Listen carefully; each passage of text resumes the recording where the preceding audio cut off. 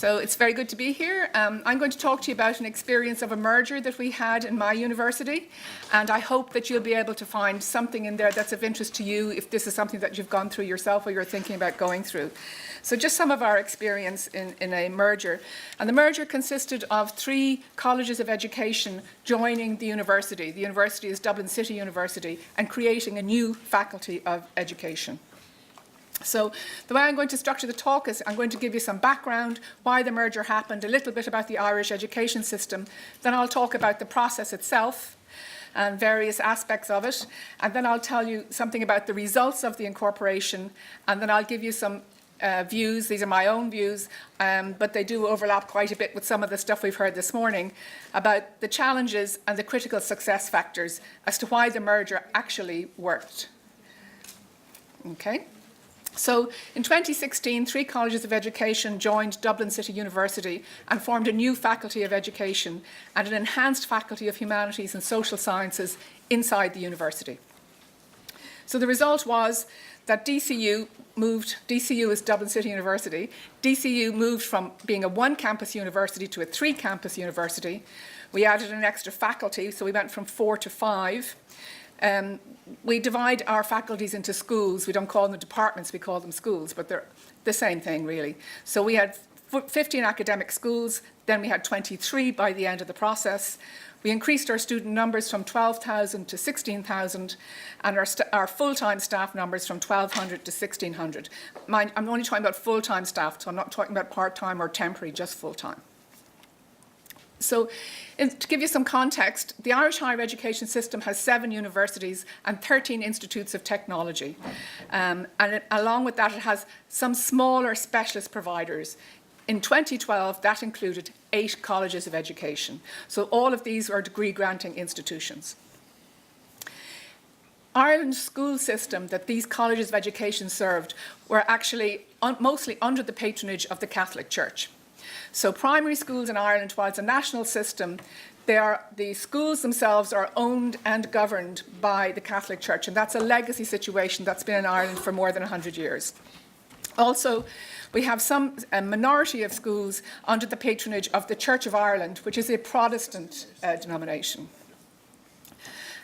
So the initial teacher educations, of course, themselves then were serving these schools, and they themselves were also under the patronage of the church. So you had 5 Catholic and 1 Church of Ireland institution. In 2009, a Pisa study had a look at literacy and numeracy rates in Ireland, and we slipped down the OECD rankings as a result. And that was a big shock to Ireland because we considered ourselves to be very good in these areas. So the consequence of that meant that the government started looking at education, how education is delivered, and part of that was they actually started looking at the initial teacher education. So we had a review of initial teacher education provision and brought in a panel of international experts led by this man here, Pisa Study.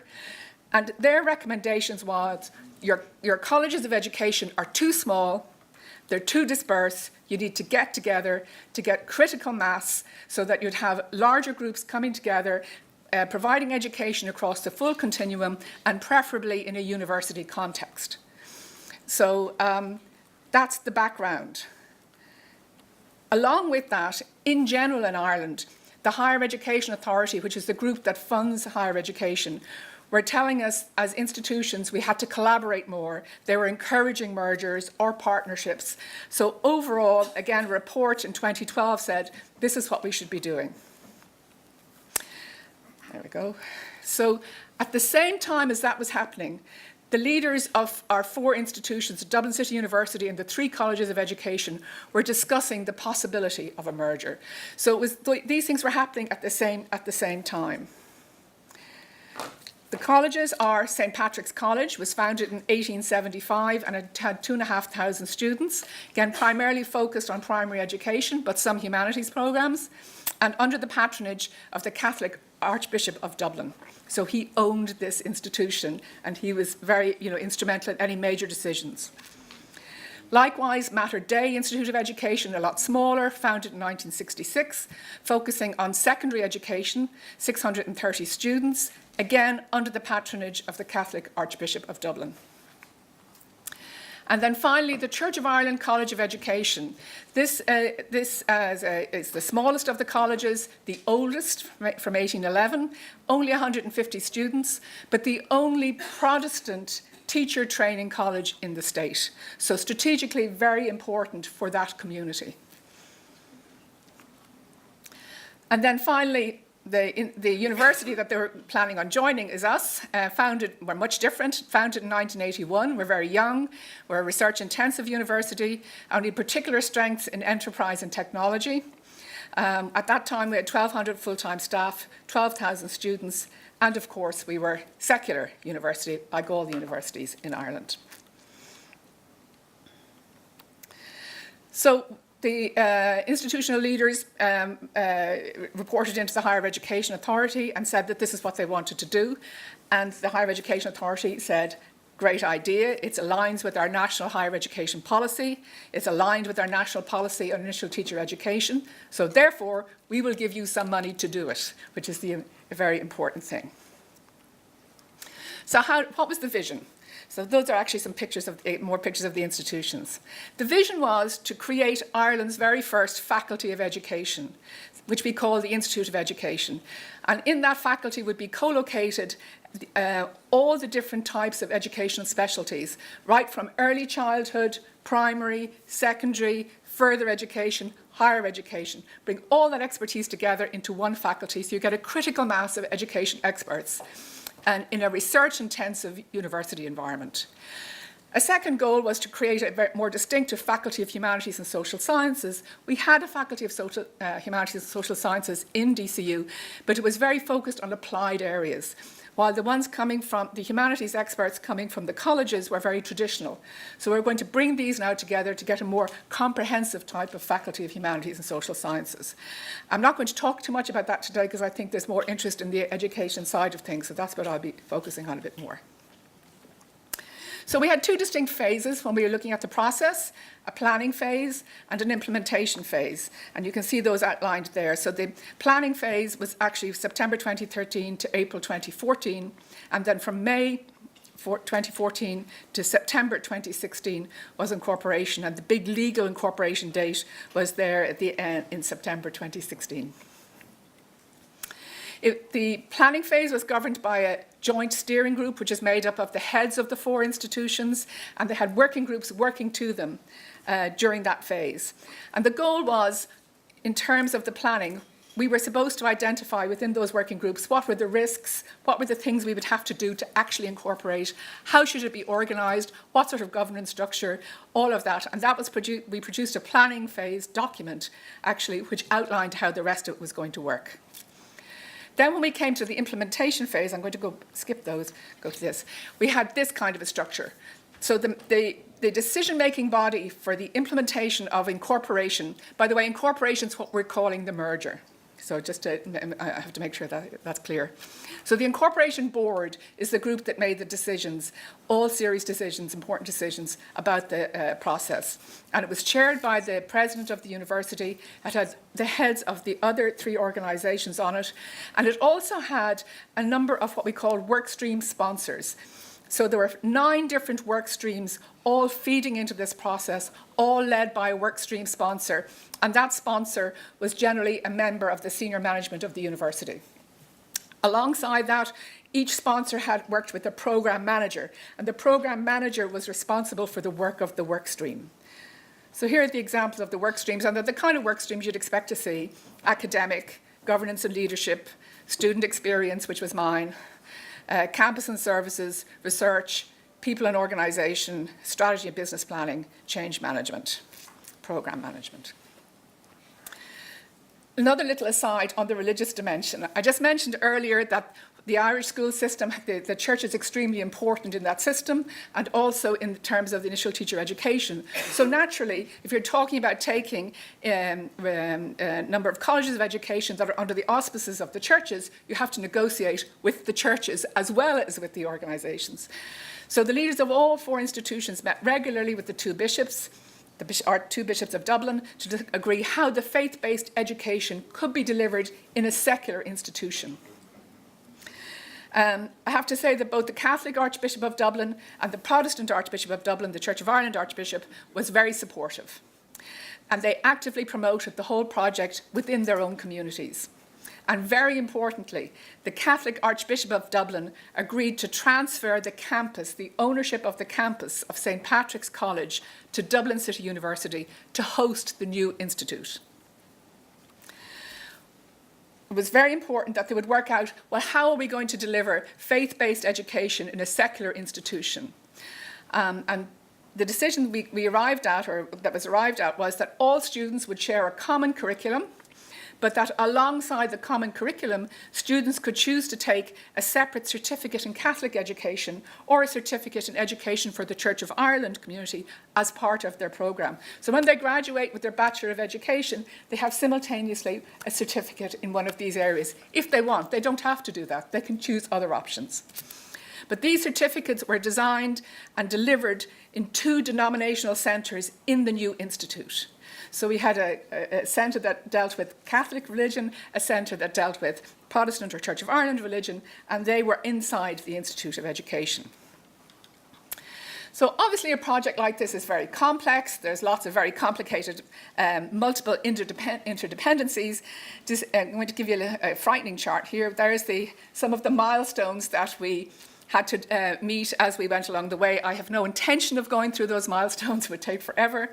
But I will highlight a few that I think were kind of important. This is the first one. In 2014, when the institutional leaders had decided they were coming together, we were going into the planning phase, and we'd had a discussion with the bishops, we published a booklet called A New Vision of Education for All the Children of Ireland. And that was published, or the authors were all 4 institutions, leader of all 4 institutions, and again promoted and worked on with the bishops. And that outlined how the institute was going to work in terms of the denominational centres and how we were going to be able to deliver certificates of education. And there was a big publicity campaign associated with it. So on the left-hand side there, that's something from one of our local newspaper, or one of our national newspapers, the Irish Independent.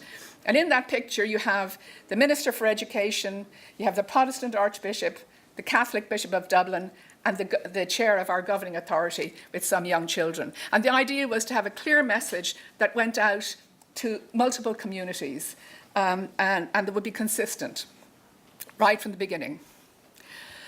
Another big milestone that we did, and this one was caused me as registrar, a lot of sleepless nights. Legal incorporation was in 2016, so everything was going to be done by then. But in 2015, the institutional leaders had decided that by 2015, we were going to take all the first-year students from the incorporating or merging colleges. So in 2015, before legal incorporation had actually happened, all first-year students coming from those colleges of education registered as Dublin City University students. So we had 800 additional students coming in that year. So while it was a big stress on us in many ways because we were still working on incorporation as we did that, we did actually learn quite a lot in how to handle all of this with 800 students before we took in the additional 3,200 the following year. The second thing that was actually quite important about it was it gave a very clear signal to everybody this was really happening. So internal stakeholders and external stakeholders knew that this was happening. Because sometimes when you say a merger is going to happen, but it seems like it's very far down the road, most people think, oh, it'll never happen. I don't have to, really take stock of it. But doing this meant that we did. And then, of course, the legal incorporation was complete in September 2016. We had the new Institute of Education with the expanded Faculty of Humanities and Social Sciences, with a physical reorganisation of the university so that it moved from just 1 campus to 3. We'd relocated 300 staff, integrated all the staff from the colleges into DCU, and integrated all our operations, systems, and processes. I don't have a lot to say about the finances and costs, but just to give you some idea. So we estimate that the overall cost of this project was 23.6 million, of which we got directly from the Higher Education Authority 11.4 million. So they gave us that on top of our normal budget in order to complete this project. The rest of it was actually investment that came from us. And that investment largely consisted of staff time, primarily. Again, when people worked on the project, If they worked for more than 20% of their time on the project, there was backfill provided to their unit. But if you worked 20% or less, frankly, you did it on top of your regular job. And when you look at all the people who contributed, we kept a tab of what that actually was, and it comes out to around 12 million, 12.2 million. Okay. So communications is extremely important with a project like this. So there was very regular communications going out to all staff, often with all 4 institutional leaders coming to meetings in each of the institutions on a regular basis. We did a website which provided information about what was happening, about the work streams and progress that was made. And we targeted some groups very specifically, like prospective students. They had to know that they shouldn't be applying to the College of Education anymore. They need to apply to the university. So we had to have very specific targeted communications for them. And obviously the religious communities. In terms of change management, students adjusted to this very quickly. The students' unions started talking along the same time as the institutional leaders, and they were very happy, actually, most of the time. The students had found it difficult were some of the students who were continuing in the smaller institutions, because they now had to get used to life in a much bigger organisation, and they needed extra support with that. There was obviously some cultural difficulties at the beginning. I'm just going to mention here, some of you may identify with this. But one thing that people found very difficult was the loss of the teams, the sports teams associated with the old institutions. And in fact, many people were kind of shocked that their team was no longer going to continue, because they didn't actually fully put together. If the institution is gone, then the institution's team isn't there. So that was a cultural difficulty. Another thing that was a little bit difficult was the management of the last graduation ceremonies. That for many people was very, very sad. And of course, at the last graduation ceremony, the institution had already closed. So it was DCU managing the last graduation ceremony of the earlier institutions. It was decided right from the beginning that there'd be no staff redundancy, so we didn't make anybody redundant. All staff were going to move on to a DCU contract, so the other contracts, while we're all state funded, there are different types of contract scales and grades, so a very complicated an intense and protracted discussion with trade unions had to happen to make that work. And we did a dedicated change management team. All the programs delivered by the incorporating colleges continued on in DCU, so there weren't actually very many changes for academic staff. They continued to teach on the programs they were already teaching. However, for administrative staff, it was much more difficult, because some administrative staff found that their role had just gone, it just didn't exist anymore, or they needed to be totally retrained. So that caused people a little bit of difficulty. And the central services in the university had to reorganise to cope with the increased volume of students and deliver services across 3 campuses. Some people found this difficult. Particularly the challenges of working in a bigger institution with a larger number of unfamiliar systems and processes was hard for some people. Many people were sad about the closure of the old institutions and continued to identify with them. And I think this is something that's very, very common in mergers in all sorts of contexts. But alongside that, there were many staff coming from the smaller colleges who embraced the extra opportunities that working in a bigger organisation provided. And so they availed of various training and education initiatives, and many of them successfully applied for more senior positions in the overall university. So what did we get? Well, we got the DCU Institute of Education. It's already recorded a series of firsts for Ireland. It's divided into 6 academic schools. It's the only university-based faculty of education in Ireland. It has 11 research centres, 4,000 students, 145 staff. Full-time staff. Our Dean has been appointed. That's Professor Anne Looney. She's the Executive Dean of the Institute of Education. We have Ireland's first chair in assessment, Professor Michael O'Leary, with some external support. We've had a visit from Satya Nadella, the Chief Executive of Microsoft, who is interested in the Lego Research Centre that we have within the Institute. We've also appointed Ireland's only chair in early childhood education. So all of that has happened since the Institute. And we've just got word that we're going to get a UNESCO chair in anti-bullying within the Institute. So from that perspective, things have worked well. We have an internationally significant research-intensive Institute of Education. We have distinct and unique Faculty of Humanities and Social Science. Importantly, we have strong student interest in our programme, so there's been no drop-off in applications. And so that was actually a big relief to many of us. And we're starting to see new cross-faculty programmes. So for instance, a new one now just started in Education and Modern Languages, which is a collaboration between the School of Modern Languages and Humanities and the Institute of Education. So I'll just finish off with the challenges and the research, and the critical success factors. So the big challenges, of course, is managing a programme with very limited resources. So it has to be managed very, very tightly. Change management, listening and responding to the concerns of staff and students. Great vigilance with respect to timelines. When you saw that milestone chart there, what you realise is if this milestone is not met on time, then a whole load of others are not going to be met either because they're dependent on it. Effective, timely communication about the programme, to remember to keep telling people about it and keep explaining why it is that we're doing it. And also for us, a big challenge was learning to work in a multi-campus environment, which we'd had no experience of before this. Why did it work?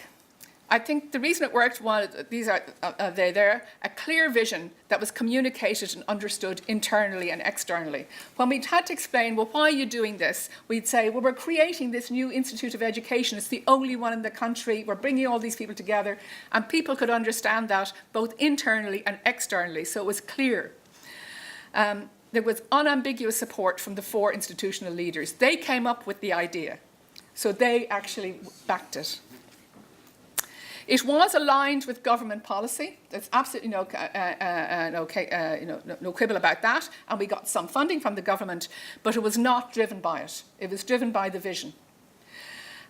We got support for this vision from both internal and external stakeholders, and we had strong and effective governance of the project. We held very strict timelines for completion of all the milestones. We published those at the outset, and we stuck to them. So I think those are the reasons that it actually worked for us. Thank you very much.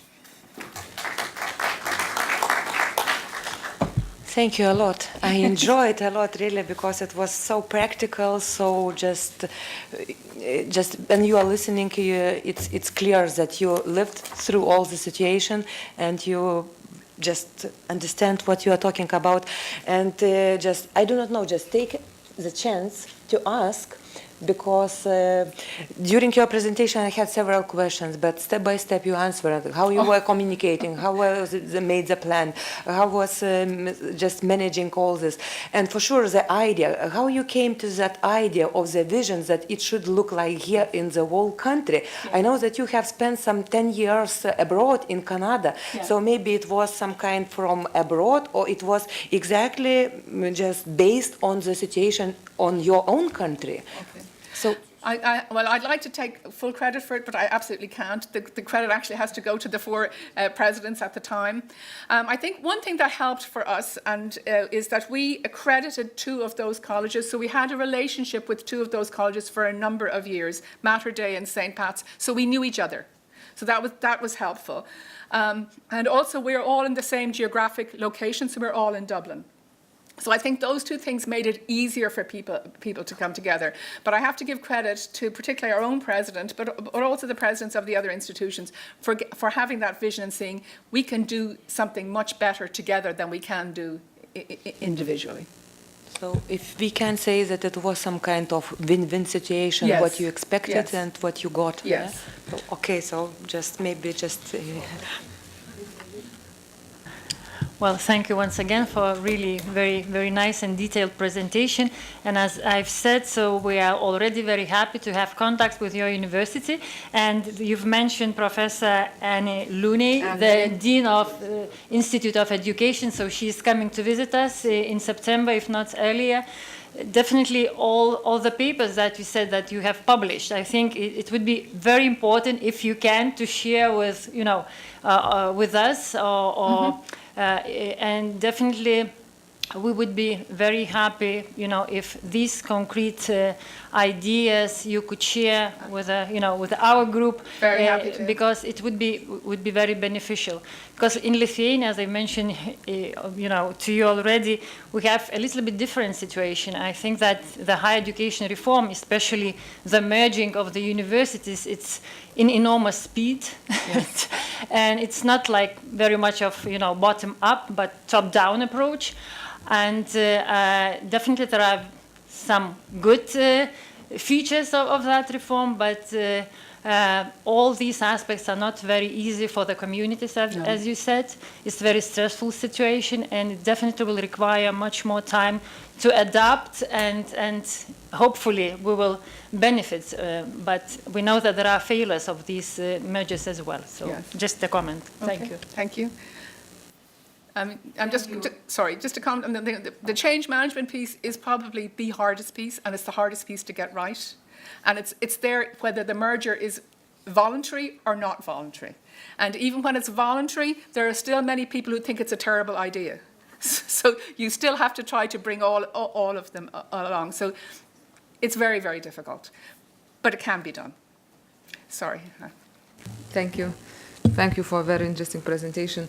So you mentioned that your Pisa results were dropping yes. Significantly. Yes. And so I guess that one reason was that you yes. had this dropping out Pisa results, and I'm interested in another side of the reform. If this situation, like of merger, influenced overall philosophy of teaching in your country, because you can merge, of course, you will be more effective, but does this somehow influence the overall philosophy of teaching? Well, I mean, it's still very, very early days yet. We're really only bedding that down. We hope that it will. We also expect that there will be a different driver within the Institute of Education than within the other colleges. There was some research going on in the colleges of education, but frankly, not a huge amount. And we feel, and it was felt, that we needed to have more research in education methodology, more openness to international perspectives, and that is actually more naturally done within the university. And so our plan is that we expect that ultimately to impact education across the state. We're now the biggest provider of education in the state. St. Patrick's College, which was a primary education college, was already the biggest provider of primary education teachers. So we have a real opportunity to be very impactful on the overall education of the system of the state, but it's still quite early. So that'll be my answer. Thank you, Eithne, for your... Okay, Thank you for your presentation. It's really exciting and expressive. My question is about finish of this process. Can you report that you finished a major at the universities?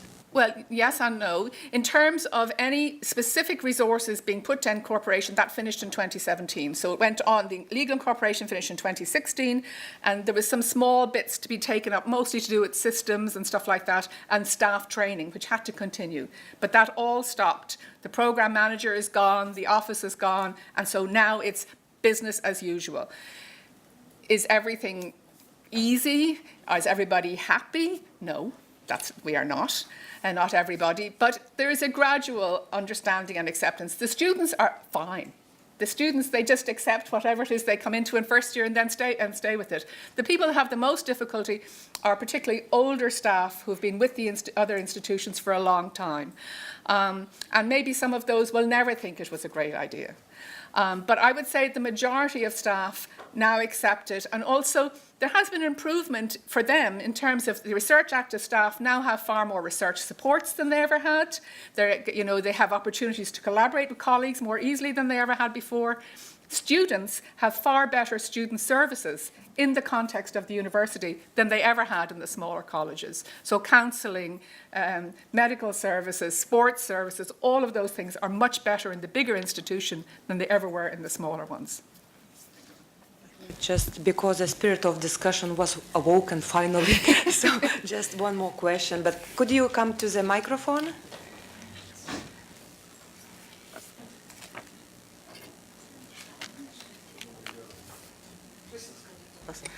I may be reading between the lines, however, in the earlier presentation, Veronica had slightly suggested that the failure of institutions that are not equal in different parameters, that they are somehow leading to failure maybe, and you are suggesting that it is more beneficial for smaller colleges and their staff. Am I hearing it right? Yes, in certain respects. There's gains and losses. I mean, there's something very nice about being in a small college. Everybody knows each other. You can have a very intimate experience as a student in a college like that, and also in terms of the staff. On the other hand, staff often have difficulties in terms of more promotion opportunities within the smaller colleges. Students don't get the same level of facilities, and there was a real concern that students in the teacher training colleges, the education colleges, were not getting a university experience. They were all staying together and not mixing with others. So we would have said that the benefits of coming together outweigh some of the disadvantages and some of the losses. But those losses are there and need to be recognised and honoured in some way or other. We, for instance, named the college, the Institute of Education, the campus as St. Patrick's Campus after St. Patrick's College. We have a denominational centre called the Mater Dei Centre for Catholic Education after the Mater Dei Institute. So we're trying to honour the legacy of those colleges while they're still within our university now. Okay, one more question, please, Eugenijus Stumbris. Thank you for presentation. Your presentation was success story, but if I am not wrong, you mentioned 6 colleges for education. What happens with 2 that did not participate?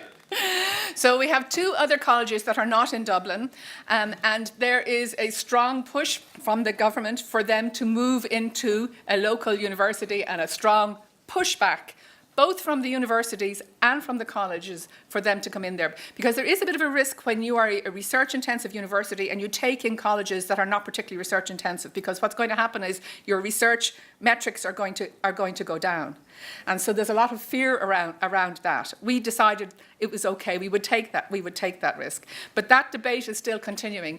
And I do wonder how long those colleges will continue to survive on their own in this way. My own guess is ultimately there will be a merge, but it might take 10 years, it might take longer.